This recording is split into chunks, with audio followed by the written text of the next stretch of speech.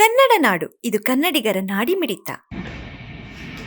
ನಿನ್ನೆ ದಿನ Suresh son of Honnappa ಇವರ ಕಂಪ್ಲೇಂಟನ್ನು ಆಧರಿಸಿ APMC ಪೊಲೀಸ್ ಠಾಣೆಯಲ್ಲಿ crime number 160/2026 under section 103 subsection 1 ಅಡಿಯಲ್ಲಿ PMS ಅಡಿಯಲ್ಲಿ ಒಂದು ಪ್ರಕರಣ ದಾಖಲಾಗ್ತದೆ.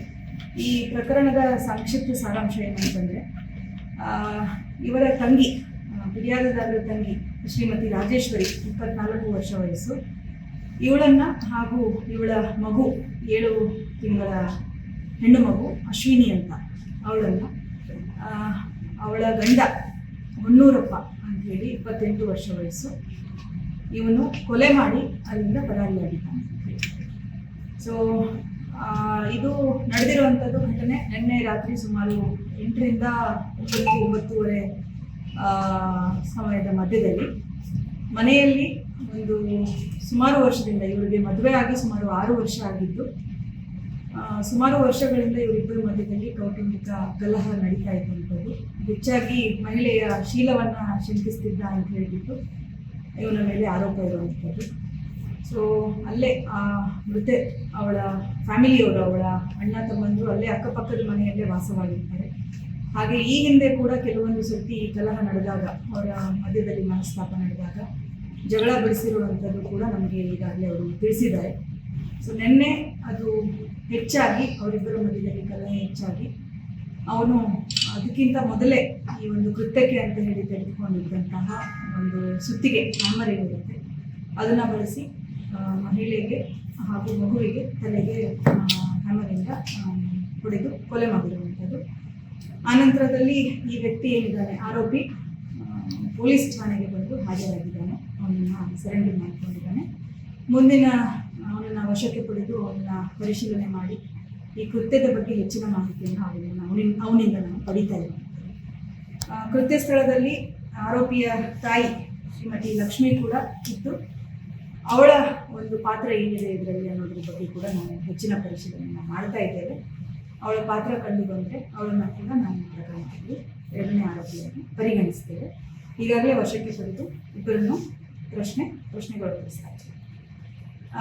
ಇದರಲ್ಲಿ ಮುಖ್ಯವಾಗಿ ಈ ಮಗು ತನ್ನದಲ್ಲ ಅನ್ನುವಂಥ ಒಂದು ವಿಷಯ ಅವನು ಹೇಳಿ ಕೊಲೆ ಮಾಡಿರುವಂಥದ್ದು ನಮ್ಗೆ ಈಗಾಗಲೇ ಆ ವ್ಯಕ್ತಿ ಪೊಲೀಸ್ ಠಾಣೆಯಲ್ಲಿ ಏನು ಅವನ ಇಲ್ಲಿವರೆಗೆ ನಮಗೆ ತಿಳಿಸಿರುವಂಥದ್ದು. ಹೆಂಡತಿ ಶೀಲಾ ಶಂಕಿಸೋದಷ್ಟೇ ಅಲ್ಲದೆ ಮಗು ಕೂಡ ನನ್ನದಲ್ಲ ಅನ್ನುವಂಥದ್ದು ಪದೇ ಪದೇ ಅವರಿಗೆ ಹೇಳಿ ಬಡಿ ಮಾಡ್ತಾ ಇದ್ದಾನೆ ಅಂತೇಳಿ. ಸೊ ಇದೇ ಒಂದು ಕಾರಣಕ್ಕೆ ಅವನು ಈ ಕೃತ್ಯವನ್ನು ಎಸಗಿರುವಂಥದ್ದು.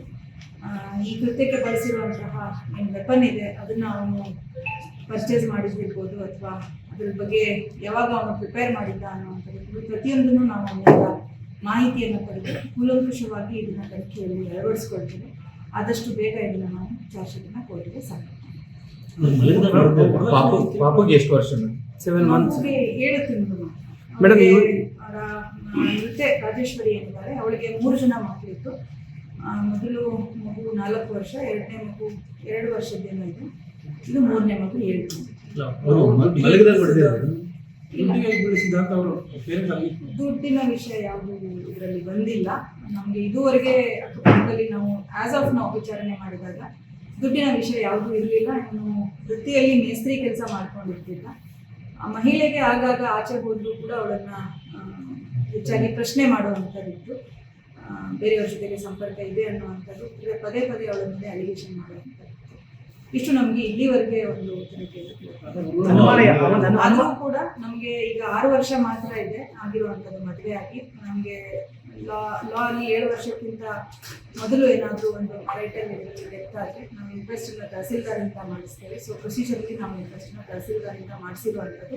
ದೂರಿನಲ್ಲಿ ಯಾವುದೇ ರೀತಿಯಾದಂತಹ ಈ ವರದಕ್ಷಿಣೆ ಬಗ್ಗೆ ದೂರನ್ನ ಅವರ ಅಣ್ಣನೇ ಕೊಟ್ಟಿರೋದ್ರಿಂದ ಅದ್ರ ಬಗ್ಗೆ ಯಾವ ಪ್ರಸ್ತಾಪ ಕೂಡ ಇಲ್ಲ. ತನಿಖೆಯಲ್ಲಿ ಏನಾದರೂ ಅದ್ರ ಬಗ್ಗೆ ಹೆಚ್ಚಿನ ಕಂಡು ಬಂದರೆ ಡೆಫಿನೆಟ್ಲಿ ಅದಕ್ಕೆ ಸಂಬಂಧಪಟ್ಟ ಸೆಕ್ಷನ್ಸ್ ಇದೆ, ಅದನ್ನ ಸಮಗ್ರ ಸುದ್ದಿಗಳಿಗಾಗಿ ತಪ್ಪದೆ ನೋಡಿ ಕನ್ನಡ ನಾಡು ವಾಹಿನಿ. ಸಬ್ಸ್ಕ್ರೈಬ್ ಮಾಡಿಕೊಳ್ಳಲು ಕೂಡಲೇ ಪಕ್ಕದಲ್ಲಿ ಕಾಣುವ ಬೆಲ್ ಐಕಾನ್ ಕ್ಲಿಕ್ ಮಾಡಿ ನೋಟಿಫಿಕೇಶನ್ ಪಡೆಯಿರಿ.